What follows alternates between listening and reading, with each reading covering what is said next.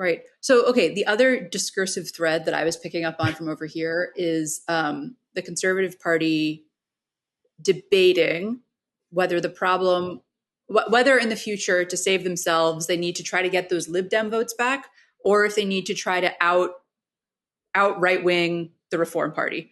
I sort of feel like one of these two, we have seen this. I've said this on this podcast before. We've seen this movie before. If you were a center right party and you try to get far right, hard right, further right votes, congratulations, you are now a far right, hard right party. Like you will not beat them at their own game. You will either become that or alternatively eventually just lose to them anyway, as we've seen in the Netherlands. And also there are more, like, to me, it's so obvious. Okay, you lost more Lib Dem vote. Like there's 4 Reform seats, right? I'm not saying that Nigel Farage and podcast recurring character Lee Anderson aren't like prominent figures in British politics, but there are more Lib Dem seats than there are Reform seats.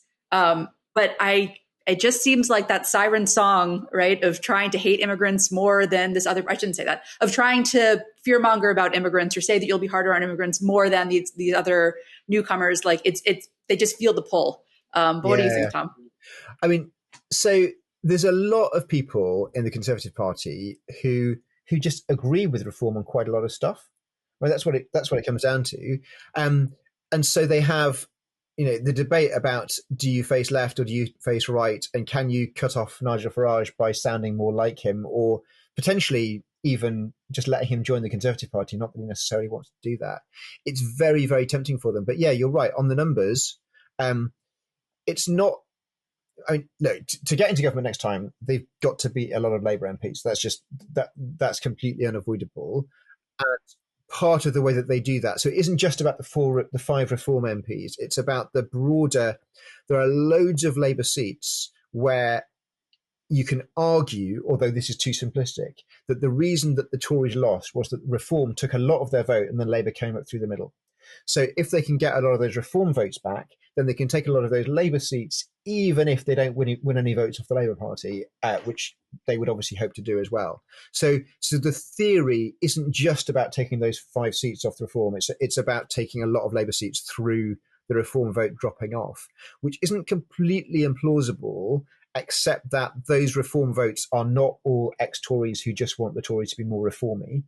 And there are loads of Tory voters and ex-Tory voters who really don't want the Tories to do that. A lot of people who voted Labour and Lib Dem, we shouldn't forget the ones who voted Labour, by the way, a lot of Tories who voted Labour and Lib Dem this time did it partly because they don't like the tendency of the Tories to sound like Reform on certain issues. There are things that push people away. I think there's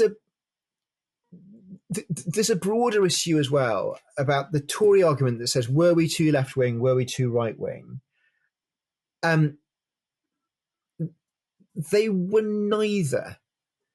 They were rubbish. Right, nothing works. The problem is you've been in power for 14 years and you would need to build an entire separate London to solve the housing crisis of London.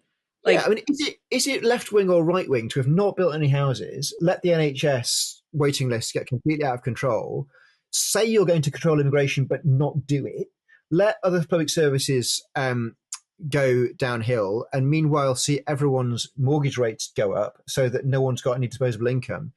I would say that none of those are particularly left or right wing positions, but they're positions that characterise the incompetence of government. And my big worry, were I a Tory strategist, would be, unless they can find a way of making voters think that they are going to be a better government than the Labour government that they now have, there isn't a route back for them in the short to medium term. Now, of course, that could happen. Like, Labour could be crap. And if Labour are sort of rubbish and seen as rubbish consistently over the next 4 or 5 years and are beset by scandal and nothing that they try to do works, then there's absolutely a space that an opposition party could come in and win from. But it relies on Labour being rubbish and them being seen as less rubbish. And at the moment, They are seen as rubbish. That is the problem. Yeah. And it isn't that people think that they're too right-wing or left-wing.